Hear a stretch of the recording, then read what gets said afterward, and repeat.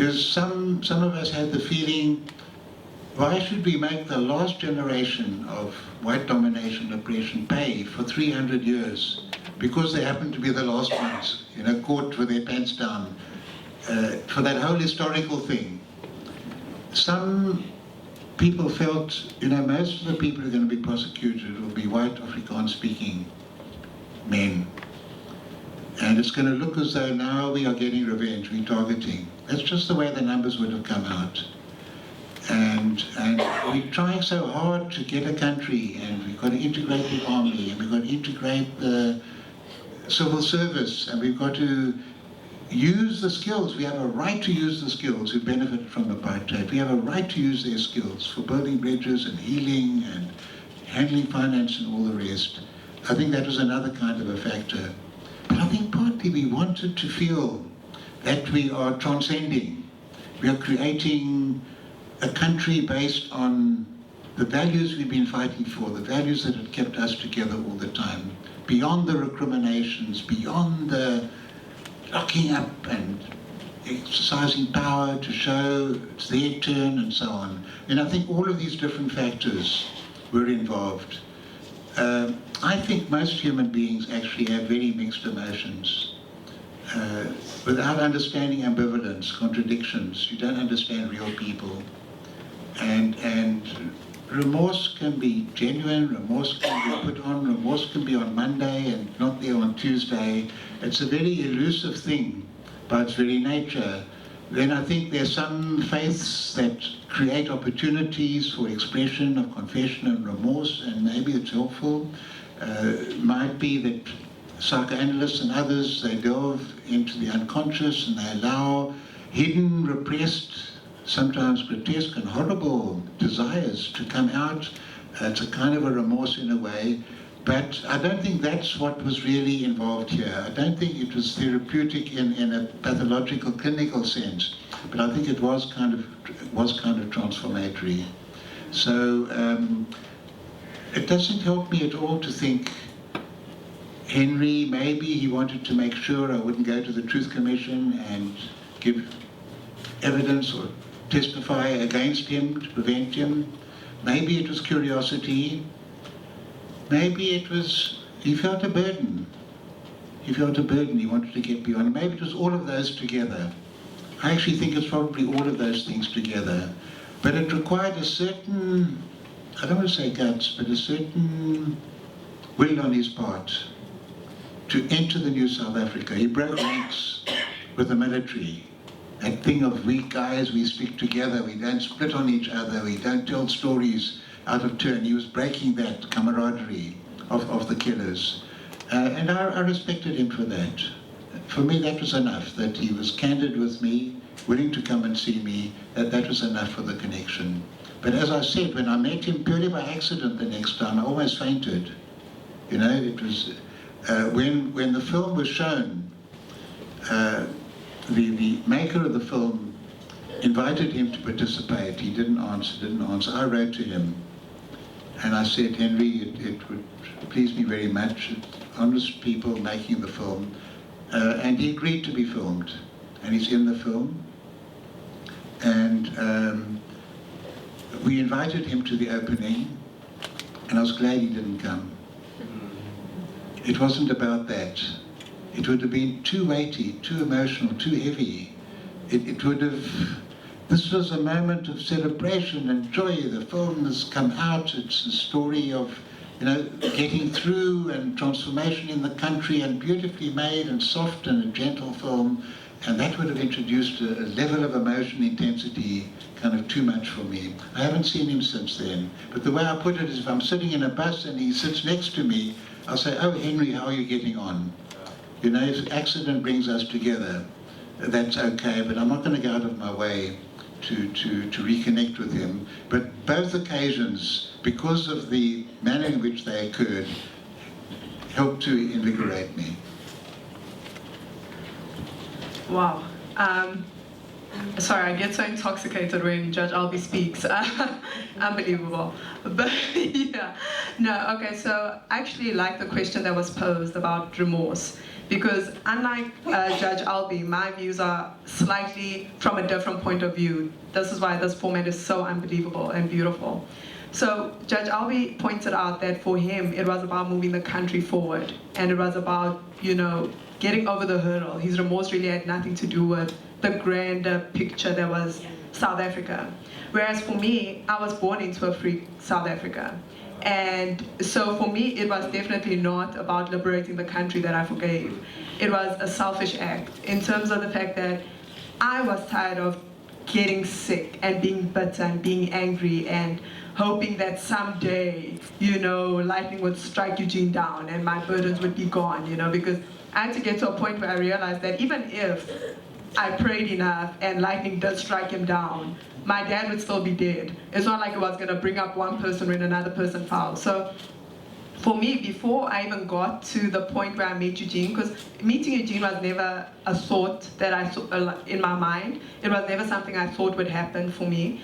And it came by complete accident and surprise. So I forgave him prior to our meeting together. I think what was the point was when we did meet, and I realized that, wow, I can actually connect with this person on a human level and not as this villain or, this devil incarnate, but that I'd gotten to a point of peace within myself so that I could reach out to him from a calmer state and be able to move forward. And the remorse, well, the fact that he showed sincere remorse, and maybe I did catch him on a good day like a Monday. The fact that he did show remorse on that particular day or incident was great for me, because it showed me a different layer of myself that I didn't even know that I needed until I got to that point. So it gave me a fuller form of closure that I didn't know I needed until I did it. So yeah. Thank you very much. Yes, please, the gentleman over there. Is the mic close to the gentleman, please?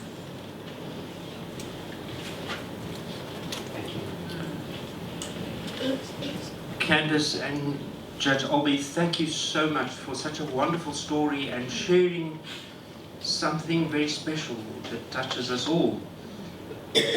But there's an extraordinary sense of leadership that you portray, and my question is about how do you reach that transcendence, is a word you mentioned a number of times, because we are all, in fact, on a journey towards being better people and better leaders.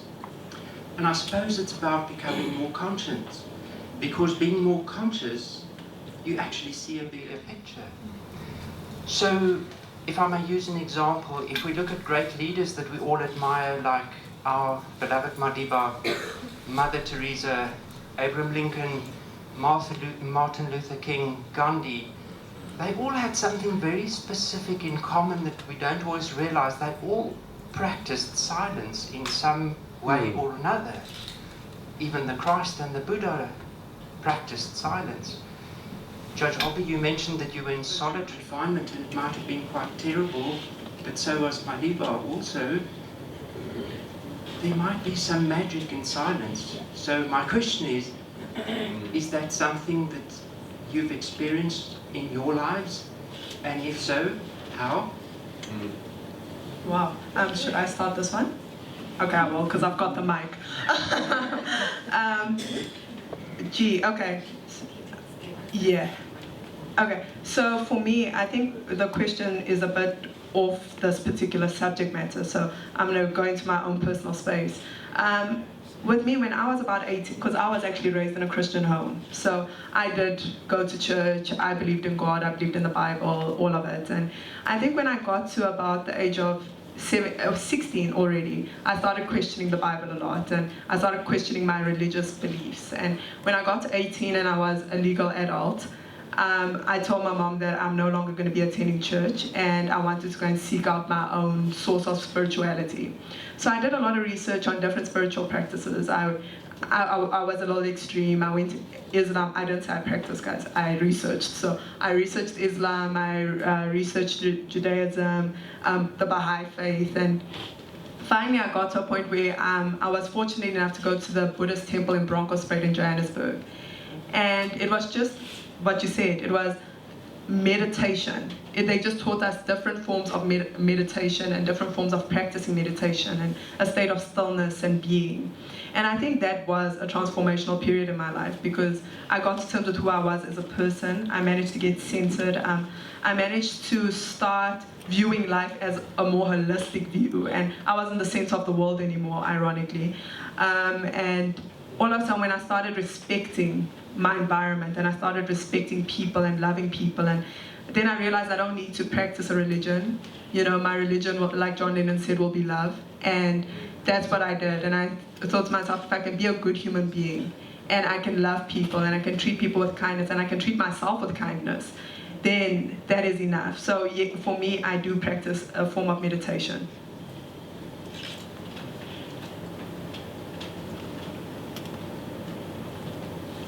I don't meditate.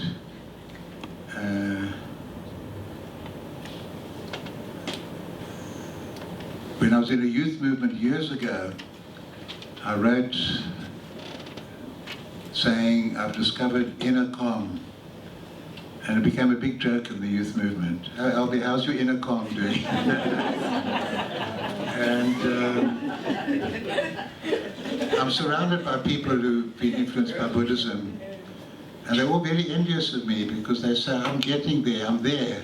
They have to work for hours and hours and hours, you know. And I sometimes wish I had a little more gutsy passion and a little less stillness. But I'm not sure. I doubt very much of the people you mentioned that Martin Luther King had much stillness in him. He worked hard at his writing, but I think he was a very torn person. And the sense I get about him is he didn't have that quality you're mentioning.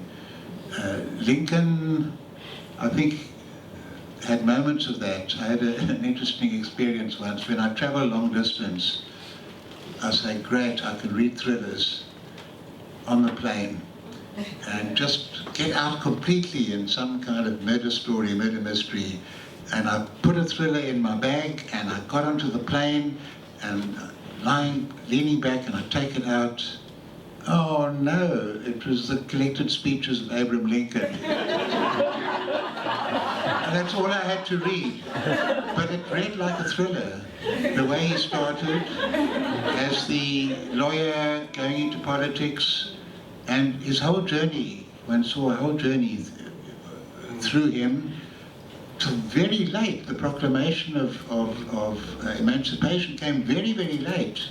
He was even speaking about sending Black Americans to Argentina as a possible solution, and the whole struggle was to keep the Union rather than emancipation, but he ended up at that kind of moment. But I sensed in the language he used, and Gettysburg Address and things like that, that he would have. Mother Teresa, by all accounts, would certainly fit in.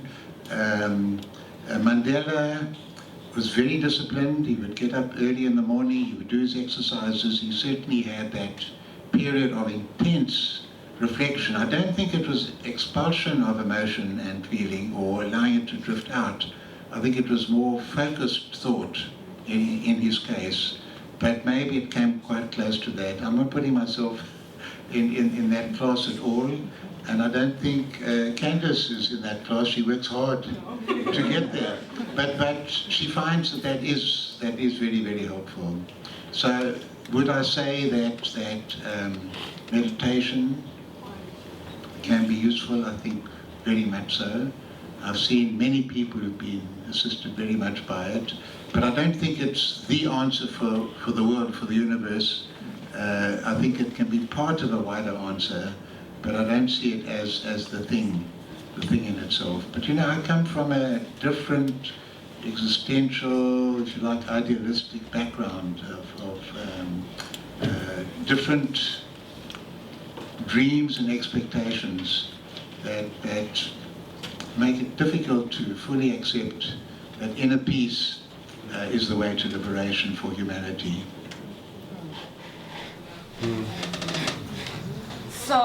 gosh, yeah, I know you are. Then we have to decide how. This is the last round, right? Okay, okay. Yes, please. Hi, I'm Victor Davids. I'm working with abused women and children, and we also rehabilitate people that's been doing drugs and stuff. I've realized that it's more difficult for people to forgive family than to forgive strangers. And what I've heard tonight, Candice said, we had a case where a person said, he raped me, he stabbed me, I will forgive him, but I won't forgive you, Mom, for walking out on us. And in your opinion, why is it more difficult for you to forgive family than strangers? Okay, there's one other question there, and then you, Jerry. The gentleman, yes, please. You pass the mic. Thanks. My name is Desmond. I was quite emotional in the beginning. I know Comrade Judge Albie Sachs for many, many years. I hope you can still remember. I met him in 1991 in Durban in the ANC conference there. In fact, but I want to disappoint him tonight that the reason I'm here is because of Candice. I'm one of her biggest fans. I met her on Facebook.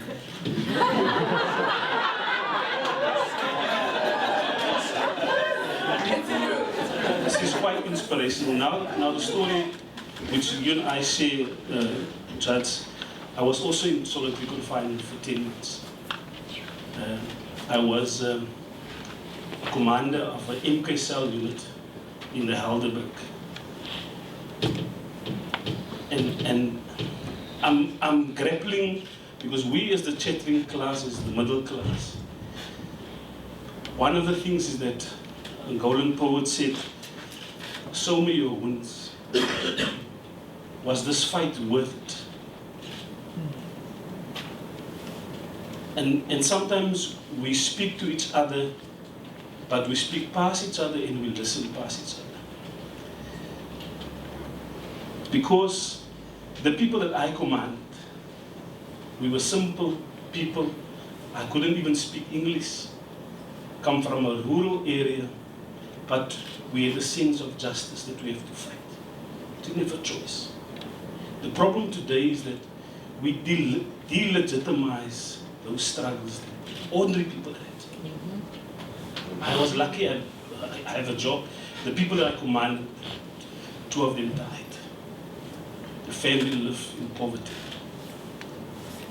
My question is, if we talk about reconciliation and forgiveness, we must be able to say not only the wounds that we see, the physical wounds. Because in South Africa, unfortunately, military veterans, former combatants like myself, I've never had, many of you would be surprised, you can Google it. 1980, I don't want to go to specifics, but I was the one who blew up Newlands Cricket Stadium, for instance. The mic getting. Oh, there's my commander sitting in the back, so she's disciplined me. I didn't know she was here, I wouldn't talk about. But the point that I wanted to make, and what Candice have sort of, when I read your beautiful spirit and the kind of person that you are, is that you become a reflection of the things that we are not doing right, as acknowledging those that have sacrificed so much. And I think all of us, as we sit here, we must reflect on this wonderful human beings and see how do we change, not the people that are here, because if we sit here, we have basically come to terms with our societal problems as people sitting here. But how do we become a reflection of those that are not having this opportunity? So I really want to thank you, because I see the people that you influence. young people, because that is basically what our society needs. We need more inspirational young women specifically. Our stories is a bit stale as the older generation, and we must create new stories for people that are young. Thank you very much. Thank you very much. The power of Facebook. I'm going to tell my son to follow you. My son should follow you. Last question in this round. Please share with that gentleman in the corner. Thank you very much. My question, Candice and Judge Albie, is in the process of you forgiving these perpetrators that did these atrocities to you and to those who are close to you, was the language in which forgiveness was asked? Was it asked in, were you using the language that was familiar to the person who did this? Because I believe also that there's power in what language we use in asking for forgiveness. Was it in Afrikaans? Was it close to his language? And the response, did you feel the remorse, perhaps to say, that they felt in responding to how the conversation was conducted? Was it in a language that was close to them, or that was quite distant? Because I think we express ourselves quite freely and strongly in our own native languages, than to use a language which is adopted, like say for instance English. I couldn't sound genuine. But if I would say to you in my language, it sounds more genuine than to say, I'm sorry. Are we done with questions? Okay. Okay, so I'm starting again. Okay, I'll start with the first one about family. Okay, so you said it's harder to forgive. Why is it harder to forgive family than a stranger? I think because with family, there's more of an emotional attachment there. So when someone hurts you and they've given birth to you, that attachment is very different to that of a stranger who has no vested interest. Because I believe that as human beings, we all feel inadequate with who we are. And when someone hurts you that's extremely close to you and they know you, then I think with the relationship in your head, you think, oh, if this person knows me and they can treat me like this, they're justifying my own inadequacy. So I think that's the premise of it from my point of view, but I'm not a psychologist, so I can't really tell you on that very specific one. But I know that with family, it is definitely much harder to forgive, but it is also sometimes just because someone is blood family, if they continue to hurt you, just like with anyone else, you can forgive them but distance yourself from them, you know. So I'm not going to elaborate on that because I don't want to give you the wrong advice and get sued. And thank you, Desmond, for those awesome words. I really do appreciate it. And now coming back to you, Jerry, about language, the kind of language used to express remorse. Like we answered, like Judge Albie and I answered earlier about remorse and not really needing it from the person who committed the atrocity. I can't really say with Eugene the remorse, or with myself, you know, that sense of remorse came in any other form except emotion. I think I felt an emotional bond there that transcended language, because I mean my primary language right now is English, so I communicate in English and he was communicating in English as well, so there was no sense of if he'd said it in Afrikaans that he's sorry, you know, that it would have made any difference to me, you know. It was more the emotional feeling that you get from someone, because you can tell me in every language that you're sorry. If I don't get an emotional connection with you, then they're just words. Whether it's said in Afrikaans, Zulu, Tswana, it doesn't matter, it's words. But when you can put an emotion behind it and a feeling behind it, and I can connect with that feeling and emotion, then it far transcends any language you could say it in my opinion. It's a very fascinating question. Who asked about why is it so much harder to forgive your family than strangers? And I recall a phrase that I heard from my house psychologist friends, Freud using. He called it the narcissism of minor differences. Somehow you are involved yourself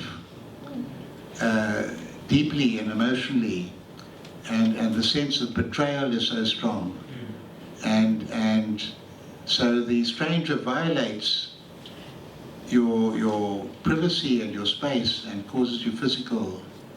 But the person who should be your protector and your lover and your supporter and your nurturer is actually, and who has nurtured you and has fulfilled that role for a long time, has been a true mother or an aunt or a cousin or a neighbor or sister, is the one who lets you down.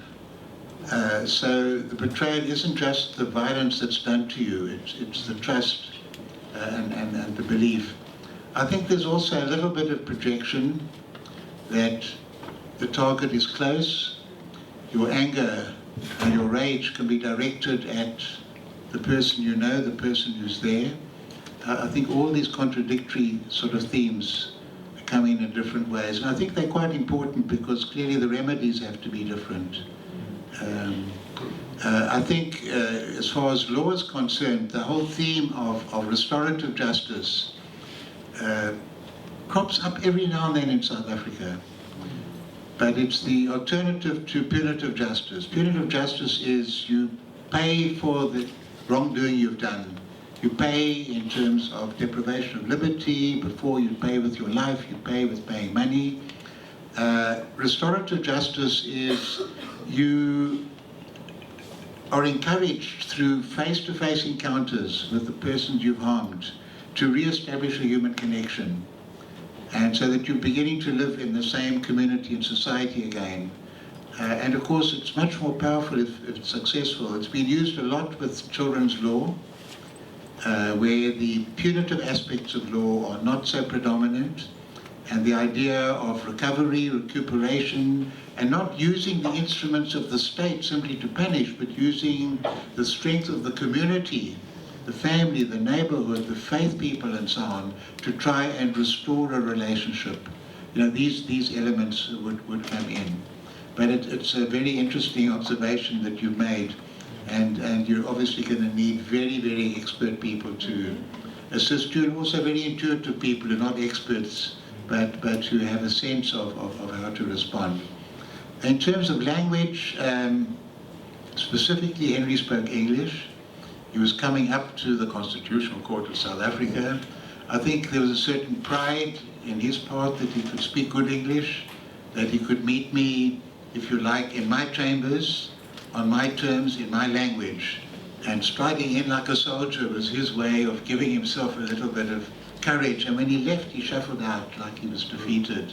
You know, he didn't have that strong thing. He says in the film that when he put out his hand and he saw I didn't have a hand, that really shook him. And that was an experience. He knew it. It wasn't as though it wasn't known. But when he found himself personally in that situation where an intuitive response of putting out his hand, and suddenly realizes, not that I nearly killed him, he can't shake my hand because I blew off his hand, you know, it kind of hit him. And then he mentions that he feels he got some burden of his life. Something, you know, was achieved by his willingness to come and speak to me. And unfortunately my Afrikaans wasn't good enough. Sometimes I overuse, or I strive too hard to use Afrikaans to shout out anti-Afrikaans. But the words aren't good enough to meet my intentions, you know, and then I mess it up. But I think also what was a very important part of our TRC was that people spoke in their languages. And of course there's this play being made, Lost in Translation, and a whole film being made about a play about the people who were the translators. That story can go on with endless kind of reflections, mirror reflections. But I think that sense of talking, being able to speak in your own language was vital. And in that sense, the interpreters were doing more than simply translating the language. They were communicating, spreading it out, you know, to the other listeners. What was the other question? Yes. Your generation. Yes. You know, part of the central question, I felt you got close to it, and then I just felt you pulled back. Was it worth it? Show me your wounds, was it worth it? And you quoted an Angolan poet as saying it. And of course the question lots of people are asking. And it's taken me, honestly, about 2 or 3 years speaking to come up with an answer that satisfies me. Doesn't mean it'll satisfy anybody else. Is this the country we were fighting for? And my answer is yes. It is the country we're fighting for, but this is not the society we were fighting for. And it's not just a lawyer's distinction. The country means we did something fantastic. We got rid of apartheid. It's like getting rid of colonialism, slavery. It's huge, and nobody gave us a chance, internationally and even in this country, that we could live together, that we could have a country. It's not only that we destroyed apartheid as a system, but we have an amazing constitution. I'm so proud of that constitution. Not just because I'm a lawyer and a judge and so on, but you know, it's held up to the world. Not only what can be achieved, but I find, I'm looking at new constitutions in Kenya and in other countries, hey, that language is familiar. It's familiar because they took it from our constitution. And we did it ourselves. It's not only just the constitution. We've got the court. I think the court is doing terrific work. I'm not on it anymore, so I'm not bragging. If I was, I'd be all demure and so on. And I often make the comment that I go there from time to time, and I'm thrilled to see how well they're doing, and dismayed to see how well they're managing without me. But it's not just the Constitutional Court, it's the courts, giving life and meaning to the Constitution. We mightn't agree with all the decisions. Sometimes the court itself is divided. It's not just the courts. We have a very lively, vigorous press, great investigative journalists. That's why we know about a lot of the awful things that are happening, because it's not suppressed. But more than that, we used to be told, you really believe in one man, one vote? There's always one man, one vote. Ah, come on man, it'll be one man, one vote once. And look at Africa. It'll never happen. Democracy will never work in South Africa. We've had, what, 4 general elections. Our president steps down after 2 terms. Obama gives a little homily to the presidents of Africa. He doesn't have to include South Africa. And our presidents, 2 of them, didn't even last the full 2 terms. Madiba stepped down and Thabo Mbeki left, not because a general came into his office and sent him into prison. His own party voted him out as president, and he stepped down very, very graciously. Elections are coming up quite soon. People are buzzing about it. Our elections are meaningful. They're really meaningful. Local government elections, and then afterwards the national elections. And people study, they come to observe our elections, not to see if they're free and fair, but what lessons can we take to other countries. We have a very strong civil society. People speak their minds. I'm amused now. I see this guy in front of me writing notes. You know what it takes me back to? The special branch. When we had meetings before, if someone was taking notes, it would be the special branch. Before they had tape recorders and stuff.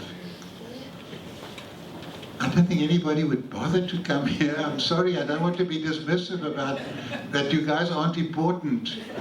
But we have these public meetings. You listen to phone-in radio programs. People speak their minds. South Africans, in that sense, are free. We speak our minds. We won our freedom. We haven't won our security. We haven't won our economic security. We haven't won our physical